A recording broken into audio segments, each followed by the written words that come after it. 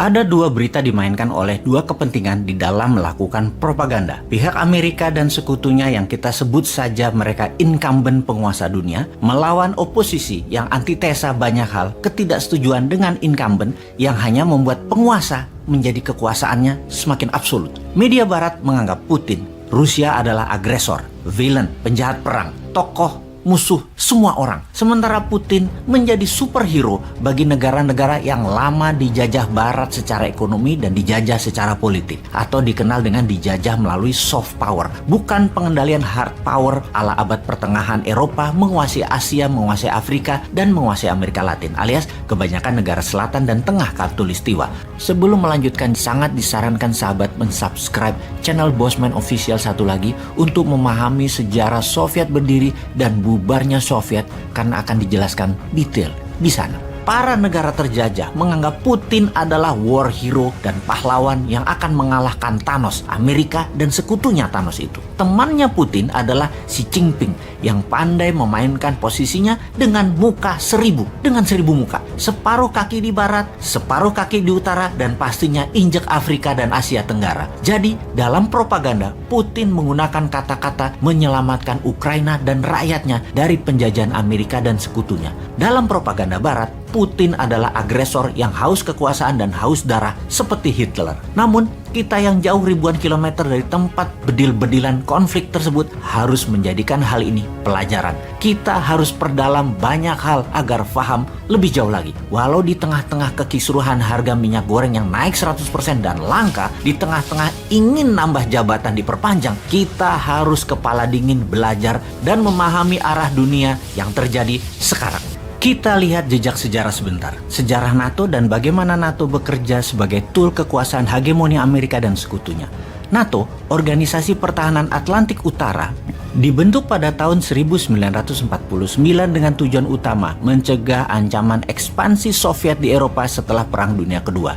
Setelah itu, Amerika memandangnya sebagai alat untuk mencegah kebangkitan tendensi nasionalisme di Eropa dan untuk mendorong integritas politik di benua tersebut. Pada intinya, organisasi ini berperan sebagai aliansi keamanan kolektif dengan tujuan memberikan pertahanan bersama melalui sarana militer dan politik jika negara anggotanya terancam oleh negara eksternal. Akibat kebuntuan konflik perbatasan antara Rusia dan Ukraina, Ukraina semakin berambisi bergabung dengan aliansi NATO ini. Namun bagi Rusia, gagasan itu merupakan garis merah. Ini alarm, tanda bahaya, nyala.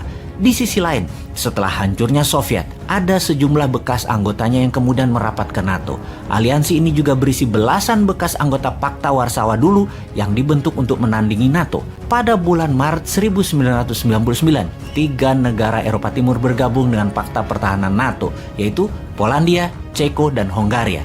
Ketiga negara ini dulunya adalah anggota Pakta Warsawa yang dikendalikan oleh Soviet. Tapi perluasan NATO tidak berhenti pada 3 negara itu saja. Di tahun 2004, 3 negara Baltik, Estonia, Latvia, Lituania juga masuk NATO. Sebelumnya, ketiga negara ini termasuk kawasan Uni Soviet. Ketika Soviet bubar, ketiga negara kecil ini langsung menyatakan kemerdekaannya. Masih ada 4 negara Eropa Timur lain yang bergabung dengan NATO di tahun 2004, yaitu Bulgaria, Rumania, Slovenia, dan Slovakia. Lalu di tahun 2009 ditambah lagi, Albania dan Kroasia juga memutuskan masuk NATO. Artinya hanya dalam kurun waktu 15 tahun ada 12 negara Eropa Timur yang dulu berada di bawah pengaruh Soviet akhirnya bergabung dengan Pakta Pertahanan Aliansi Barat NATO. Rusia gelisah. Dalam pertemuan puncak NATO di 2008 di Rumania, Presiden Rusia Putin menyuarakan kegelisahannya dengan perluasan NATO tersebut. Dalam konferensi pers, Putin mengingatkan munculnya sebuah aliansi militer di perbatasan Rusia bisa dilihat sebagai ancaman langsung ke Rusia. Ketika itu NATO sedang membahas kemungkinan masuk Georgia dan Ukraina, tapi sebagian besar anggota NATO menolak perluasan lebih jauh karena sadar akan ada pertentangan dari Rusia. Pendahulu Putin, Boris Yeltsin, juga dulu sudah mengingatkan bahwa perluasan NATO ke timur akan menjadi hal yang mengkhawatirkan bagi Rusia. Akhirnya diputuskan pembentukan sebuah forum yang dinamakan Dewan NATO Rusia untuk melakukan konsultasi keamanan secara kontinu. Intinya, Putin tetap menolak. Pada awal masa jabatannya, Vladimir Putin sebenarnya mencoba membangun kerjasama dengan NATO baru tersebut.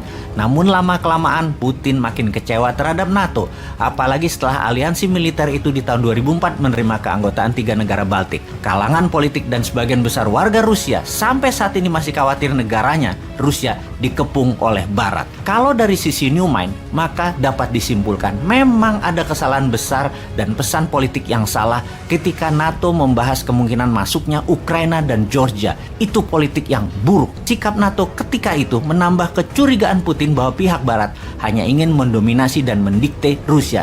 Inilah yang membuat krisis Ukraina saat ini makin rumit, karena bagi Rusia, Ukraina harus diambil alih. Dalam pemikiran solusi New Mind, NATO seharusnya bekerja sama dengan Rusia karena masih banyak tantangan global ke depannya. Misalnya berperang melawan terorisme, perang iklim atau climate change, mainannya globalis, mengendalikan pandemi, ekonomi, toolsnya big pharmacy. Sungguh, NATO dan Rusia punya kepentingan keamanan yang sama kalau diarahkan demikian. Sungguh, semua itu peran New Mind Indonesia besar sekali ke depannya. Ngarep ya?